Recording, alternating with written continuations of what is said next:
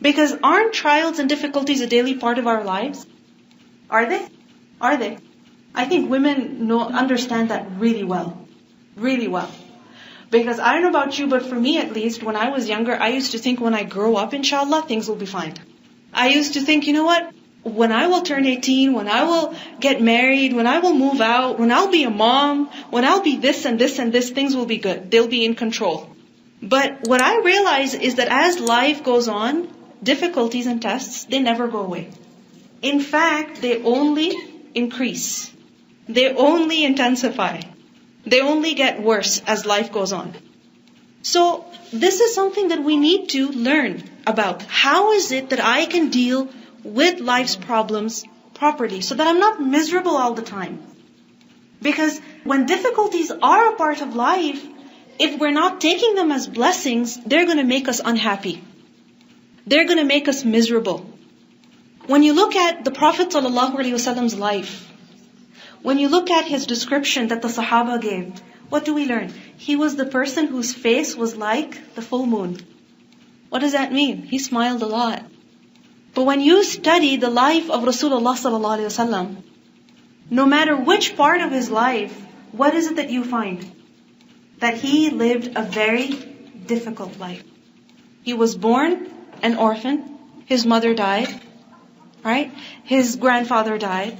And then he received prophethood. And then what happened? Life only became more and more difficult. I don't need to go into the details. You all know very well. But the fact that the Prophet ﷺ could smile, that's something amazing. So this is inshallah what we're going to be looking at today. That how is it that we can also smile through our daily problems? How is it that we can also be happy and be fine as things get difficult? Whether it's the change of weather, or it is somebody's mood, changing with us, or their behavior changing with us, or a new challenge at work, a new challenge at school, children acting up, whatever it may be. So how is it that we can also smile through our life's problems? Inshallah, this is the objective today. First of all, know that whatever happened is from Allah. It is by His will, it is by His decree. Meaning, even if we have been pricked by a thorn. These days we don't generally get pricked by thorns. I think we get poked by our pins. Or maybe poked by a fork or something like that. Even if it is something as small as that, it has happened by whose will? The will of Allah subhanahu wa ta'ala. And having this faith that my Lord, He allowed it, this is the only reason why it happened, this is something that brings a lot of strength inside. In the Quran we learn, Allah subhanahu wa ta'ala says that مَا أَصَابَ مِن مُصِيبَةٍ إِلَّا بِإِذْنِ اللَّهِ. There is no musibah, no disaster, no difficulty that hits, that strikes, except by the permission of Allah. So nothing big or small happens except by Allah's permission. وَمَن يُؤْمِن بِاللَّهِ يَهْدِ قَلْبَهِ. And whoever believes in Allah, then Allah will guide his heart. Allah will guide his heart, meaning Allah will guide him in that situation, how to relax and how to smile and how to be at peace. Now, when we look at our lives, and we look at the lives of those around us, not just human beings, but the rest of the creation also that is around us, above us, around us, below us, in whatever way, what do we see? That hardships and trials are something that no one is spared of. No matter who you meet, no matter which person is it that we come across, any person, young or old, will they have problems of their own? Even a little child. We think that, babies are so lucky. I wish I could be a baby. No, you don't wish you would be a baby. You really don't wish that. Because, a poor baby cannot even burp until somebody will actually pick the baby up and help the baby burp. Look at that weakness. And look at that agony that poor little child is going through because of a burp that is stuck. Subhanallah. No one at all is spared of difficulties. Every single creature is tested. Look at the planet that we live in. We see that there are at least 30 million different kinds of animals and plants that exist on this planet.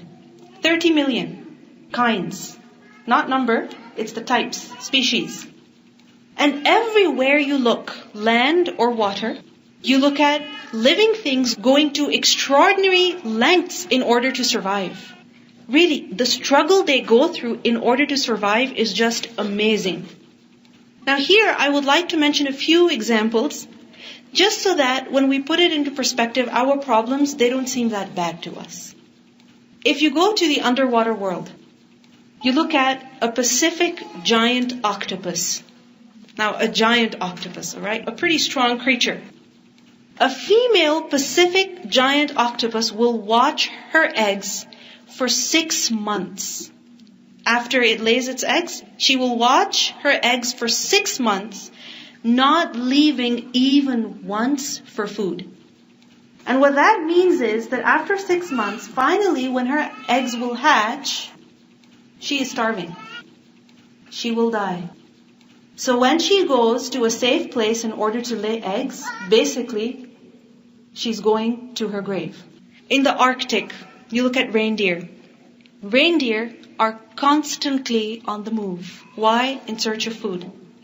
And they walk so much, constantly on the move, that by the time these animals die, the amount of distance they've covered on their foot is equivalent to walking around the earth 3 times. 3 times. Now, I would go on and on and on. Alright? Because when you look at nature, when you look at makhlooq, when you look at Allah's khalq, when you look at any creature that exists on this planet, you see that life is tough. Life is difficult for every single creature. And we as human beings are not exempt from that. This is a universal law that people are going to be tested. We as human beings are going to be tested. In Surah Al-Ankabut, ayah 1 to 3, Allah subhanahu wa ta'ala says, Alif Lam Mim, أَحَسِبَ النَّاسُ أَن يُتْرَكُوا أَن يَقُولُوا آمَنَّا وَهُمْ لَا يُفْتَنُونَ. Do people think that they will be left just because they have said, we believe, and they will not be tested? They will be tested. Certainly they will be tested. They will go through hardships in their lives, for sure. This is Allah's promise. Because the moment you come to this world, you will be tested. This is Allah subhanahu wa ta'ala's promise. Allah says in Surah Fath, ayah 3, Sunnat Allahi allati qad khalat min qabl. This is Allah's sunnah. This is Allah's way, which has always been there. And you will never ever find for Allah's way a change. Meaning the universal laws are not going to change for us. Just because we're crying so much, or just because we're upset, or just because we're not accepting the difficulties that have become a part of our lives, this universal law is not going to change for us. So then what's the solution? What should we do? Can we escape life's problems? Can we? Can we avoid them? I mean, we can try to keep ourselves safe, and that is something that we should do. But we will be caught by difficulties. So, when we realize that difficulties are a part of life, then for sure, bearing those difficulties becomes easier. Let me give you an example. When you go to school, when you go to university, is it understood that you have to sit in class? Is it understood that you have to do your readings? Is it understood that you will have midterms? And you will have projects, and you will have assignments, and you will have exams, and the list goes on, doesn't it? When you go to work, is it expected that you will have to work? It's understood, otherwise it won't be work. Right? So when you approach your work with this mindset that yes, I have to do such and such and such, then does it become easy? Yeah, because you've accepted it. So, our biggest strength in facing life's problems after belief in Allah subhanahu wa ta'ala is accepting the fact that yes, difficulties will be there. It's not going to be easy. Things are going to get tough.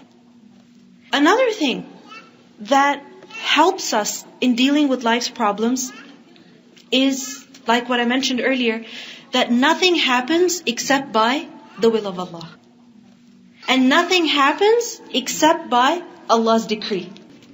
Ubadah bin Samit radiallahu anhu, he said to his son that, "Oh my son, you will not taste the reality of faith until you know that what has come to you could not miss you, and that what has missed you could never have come to you." This is our faith. And once we understand this, that this was meant to be, this was written, then yes, we understand what faith is. Then yes, we have faith. Now, when you go to the airport to catch a flight, and it is on time, you board the plane, you find your seat, you sit down, you get all comfortable, and the flight is 14 hours non-stop. It's difficult, but will you have sabr? Will you have patience? Yeah. Somehow you will spend those 14 hours. But if it so happens that you get to the airport and you find out that the flight has been delayed 4 hours, then what happens? Angry. Right? Now, after 4 hours you find out it's going to be another hour. You said, "This is my ticket." Okay, these days nobody takes printed tickets, but still you insist on taking it, so you take it anyway. Right? And he said, "This is my ticket. It says the flight was supposed to depart at this time. It's been 5 hours. You get upset, right? What if you sit on the plane like it happened with me once, and then because of the storm, because of the snow, the plane cannot move for 5 hours or 3 hours or 2 hours? Then what? You've lost it, basically. Sabr gets difficult. Right? Now what if finally when the plane takes off, the flight was just 2 hours? As opposed to that 14-hour flight. Now for that 14-hour flight, you had sabr. Why? Because you knew that the flight is 14 hours, that's what the ticket says. Right? But when a 2-hour flight turns into a 14-hour journey, then what happens? Sabr becomes difficult. So what brings us patience is the fact that whatever is happening right now was written. It was written. I believe in that. And when it was written, Allah subhanahu wa ta'ala will help me go through this also, because I have surrendered to His decree. Then sabr will come.